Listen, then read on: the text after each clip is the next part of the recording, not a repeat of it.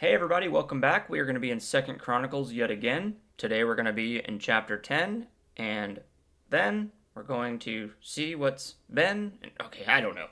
Stop that. If you remember from the previous chapter, King Solomon has just died.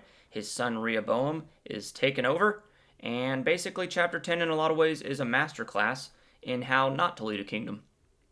Or as I like to call it, how to lose a kingdom in 10 days. No. How to ruin a kingdom in under 3 days, that's for sure. So let's jump in. So King Solomon, the wisest king to ever live, the legendary king of Israel, has died. His son, Rehoboam, is next in line, and let's just say he inherited the throne, but he didn't inherit the wisdom. He rolls into power ready to rule, and right away the people come to him with a pretty reasonable request.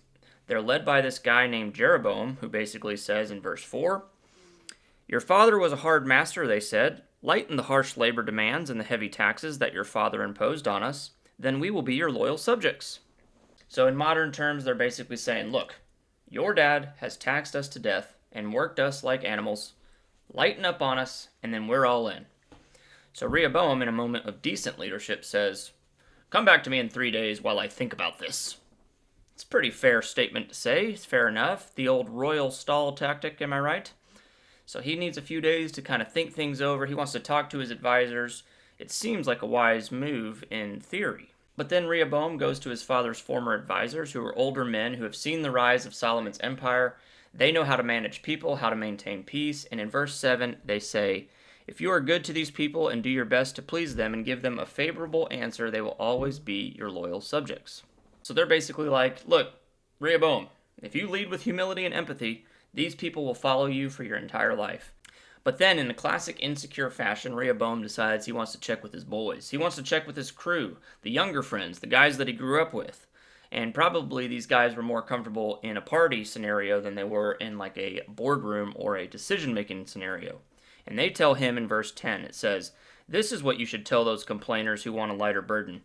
My little finger is thicker than my father's waist.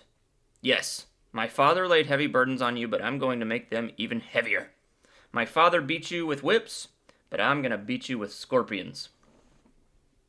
I love the part at the beginning that says, "My little finger is thicker than my father's waist." Like, nothing says strong leadership like a weird anatomy comparison and threats of oppression. Am I right? Yeah, that'll win the hearts and the people over to you for sure. So 3 days pass, Rehoboam stands before the people, and he delivers the tough guy speech that his younger friends suggested. And let's just say it lands with all the grace of a lead balloon. The people respond with one of the most savage political breakups in the entire Bible, and it's in verse 16. It says, "When all of Israel realized that the king had refused to listen to them, they responded, 'Down with the dynasty of David. We have no interest in the son of Jesse. Back to your homes, O Israel. Look out for your own house, O David.' So all the people of Israel returned home.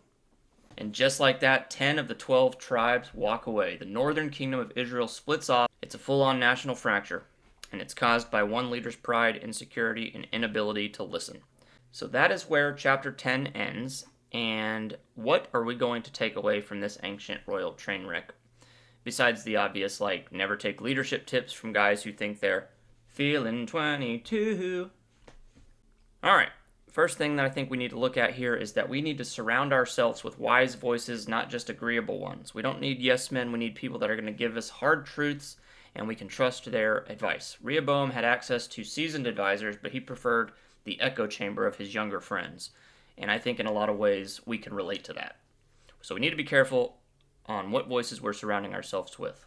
Next, I think insecurity dressed as toughness is still insecurity. Rehoboam tried to act tough, he tried to act strong by being harsh to these people, but real strength isn't found in dominance, it's found in self-control.